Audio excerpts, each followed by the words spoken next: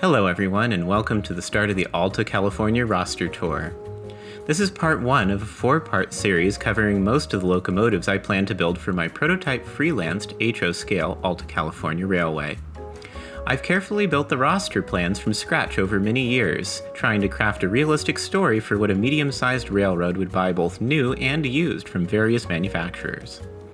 Over the past several months, those plans have finally started to take shape in the form of several fully completed Alta locomotives. These completed units are merely the tip of the iceberg too, as more than a dozen are currently being planned and kitbashed. First up is an icon of the railroad, the powerful SD45. The Alta bought these new in 1966, straight from EMD, and they're some of the most powerful locomotives seen on mainline service. Alta SD45s feature details like a Leslie S5T horn, firecracker antenna, and dual headlight package identical to Seaboard Coastline and Rio Grande units. This model is a powerful Proto 2000 unit, living up to prototypical performance specs.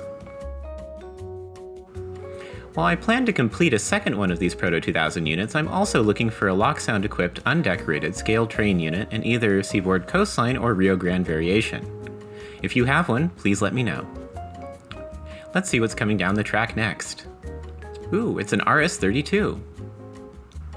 18 of these turbocharged diesels entered service in the early 1960s, and this one was recently outshopped in the striking Mexico 68 paint scheme. Alta RS32s feature a Leslie S3L horn, firecracker antenna, single headlight cluster, and the usual brake hoses and MU cables. This Atlas model runs pretty well and looks sharp. It's the second ever completed Alta model in the Mexico 68 paint scheme. However, this is not how they were delivered in 1962. The second Alta RS32 is much closer to its as-delivered look, though this unit has seen some mileage and heavy use in the 6 years since it was built. Despite the grime, it's looking sharp in its 1955 revision of the citrus paint scheme, featuring Omaha orange, pale yellow, and dark olive green. The key spotting feature of the 1955 citrus revision is the orange Alta Talavera logo on the nose. Despite the different paint scheme, the detailing on this locomotive is the same as the last one, with the usual Leslie horn and typical set of Alta details. This unit was weathered heavily to match photographs of real RS32s in 1968. Let's go on to another very special Alco locomotive. This Alco C625 or Century 625 is a paper locomotive in real life, one that was designed but never ordered or built. In the Alta universe, its unique combination of C425 weight and 6-motor power made it great for the Alta branch lines. In the Alta universe, its unique combination of C425 weight and 6-motor power made it great for branch line service on the Alta. This unit is in its delivery paint scheme as it arrived in 1964 and immediately was pressed into service. It features all the usual Alta details, except for the firecracker antenna, which just broke off, so I'll have to replace it. This Atlas model kitbash was surprisingly easy. A quick truck swap between 2 locomotives was virtually plug-and-play with no extra work needed. The extra 2 powered axles make it pull even more than its C425 companions. Now it's time to see an earlier cousin to the Century 625, the RSD-5. These arrived on the Alta in 1954 and were the last units to be built to be run long hood forward. They appear in the older citrus scheme with the classic blue Talavera logo on the end of the hood. The standard Leslie S3L horn points down the long hood to show this off, and its roof is capped with the usual firecracker antenna. Another distinctive detail are the Alco-style number boards on the roof to replace the flush-mounted ones on the side of the hood.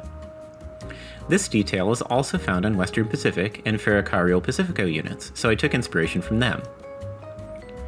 It also has brass sunshades I scratch-built myself so the crew doesn't bake in the sun.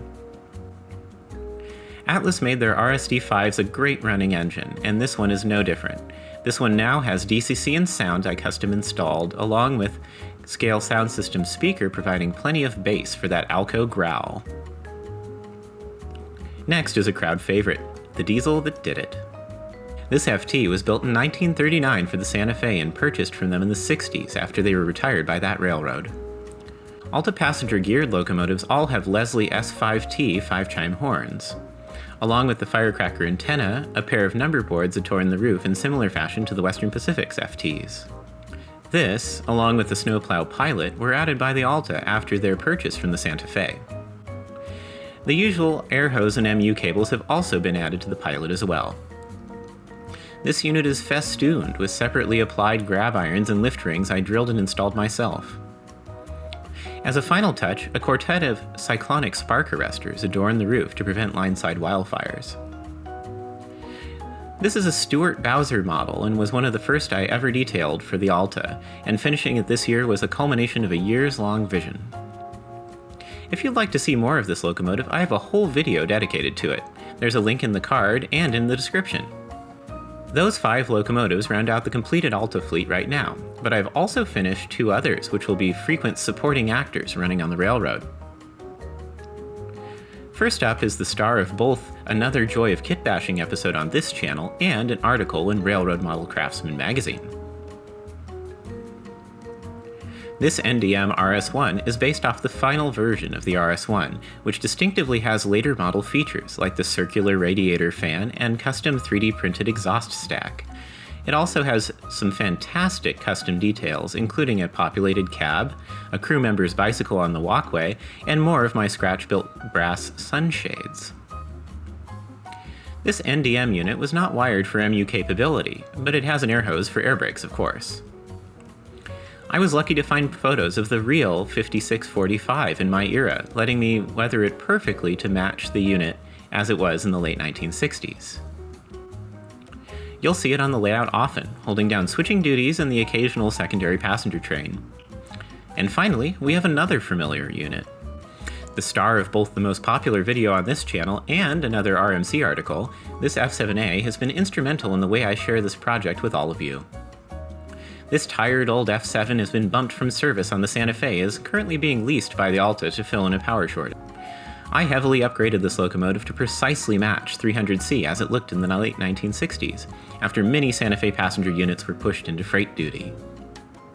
It features a deleted steam generator on the back, a Leslie S5T horn up on the roof, a correct 36-inch dynamic brake fan, and a cut-down side skirting to match the real photos. It also has an open nose door, an accident-turned head-turning detail that gives so much character to the unit. I also drilled and added grab irons up on the nose and all over the unit, matching photos and ruining some of the clean lines of the locomotive on purpose. This unit is also heavily weathered to match real photos I found of 300C back in the early 70s. This is an old 1990s era Model Rectifier Corporation locomotive and it still runs excellently. I've upgraded it with DCC and sound, and it'll eventually get lighting, which should be really neat to see with the angled main headlight. If you'd like to see more of this locomotive, check out the solo video in the card and in the description below. And that's it for the completed diesel locomotive models as of spring 2024, but that's not even close to it. The next episode will cover the immense amount of project diesels I'm building to further flesh out the Alta roster. The third episode will cover all the steam locomotive projects. There's some wonderful surprises in there. Finally, a fourth episode will cover all of the traction and electric locomotives for the Ferrocarril Urbanos de Aurora, the transit system linking Guaymas and Empalme in Mexico. If you want to learn more about the entire Alta roster from the 20s through to 1968, there's a Patreon post linked in the description for you to enjoy. Fun fact, if I completed roughly 1 new locomotive a month, I'd have over 4 years of solid work ahead of me, so hopefully you'll stay tuned for all of that. This has been an Urban Era. I look forward to seeing you in the comments.